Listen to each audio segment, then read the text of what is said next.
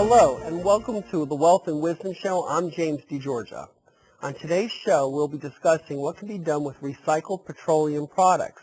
Joining us here today is Sebastian Dufour. Mr. Dufour is the founder and CEO of Voyager Petroleum. He brings over 15 years of extensive institutional and retail side financial experience and has executed transactions totaling in excess of $1 billion and managed over $50 million in assets.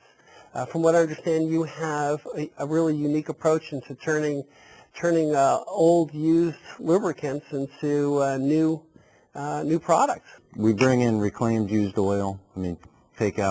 Filter out water, dirt, and other solid materials, and then we're able to put the reclaimed used oil back together and make it a nice quality product. Some customers that actually bring in the reclaimed used oil, we clean it up for them and then give it back to them in its current state.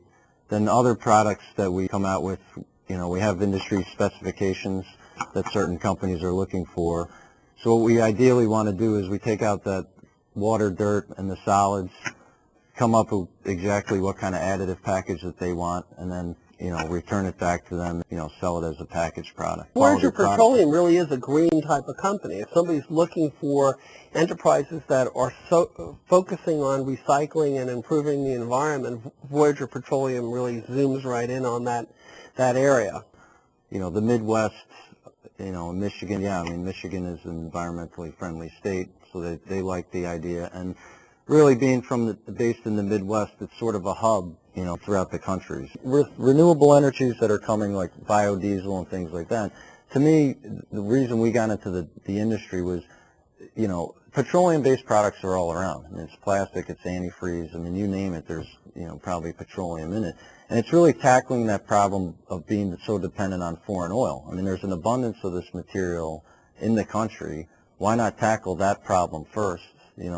Use existing resources we have, and then, what's interesting enough, since we've set up the facility, we've had biodiesel facility management come into us, because biodiesel is very easy to make. It's a vegetable oil-based product, but what happens is it produces a lot of byproducts. There's glycerin in it, there's methanol, fatty acids that help make the biodiesel. So even though it's very easy to make, there's a lot of these byproducts, and what happens is the biodiesel facilities don't know how to separate the byproduct to become, to be either reused, or it's not, every part about it is environmentally friendly. It's just if you take it the next step and you can separate it back, that becomes recyclable as well. By recycling the product, you're not losing quality in the performance of that product. You're just reusing. We're really hoping to capture, the economic opportunity in that segment, because it's all supply and demand. As the supply side gets pushed down, demand's going to grow, from statistics I've read, from about $11 billion a year to $13 billion a year. And with the oil companies pushing down the lubricants market, obviously the prices have gone up. So to me, it's a huge window of opportunity, if we can capture it, to be able to go into that lubricant side of the business, reclaim those lubricants, clean them up, and deliver a quality product for, at least half the price.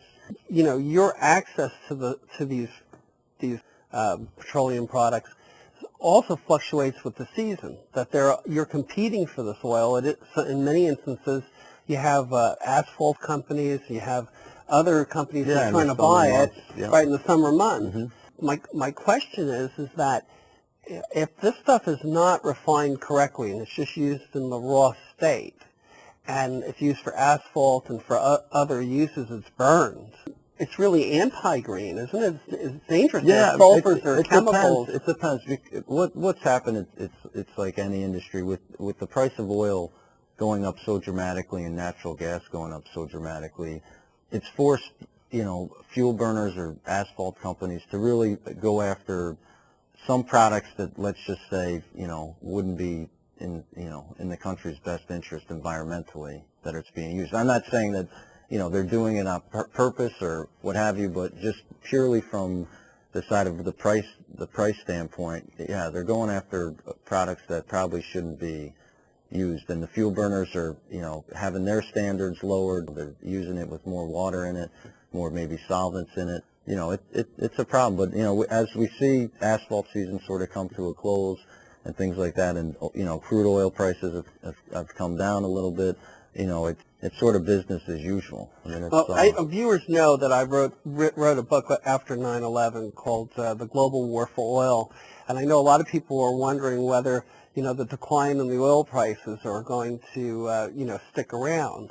And just as a contribution, as I think, I wouldn't rely on the fact that oil is going to come down long term, to $70, $50, like some people are believing. Which you have to understand in this economic crisis is that the hedge funds and the people who manage money, who speculate in these markets, have deleveraged themselves, and as a result, we've had a drop in the price. I think long term, that's not going to be the case. What's going to be the case is an expanding economy worldwide, energy demand is going to increase, and your company's position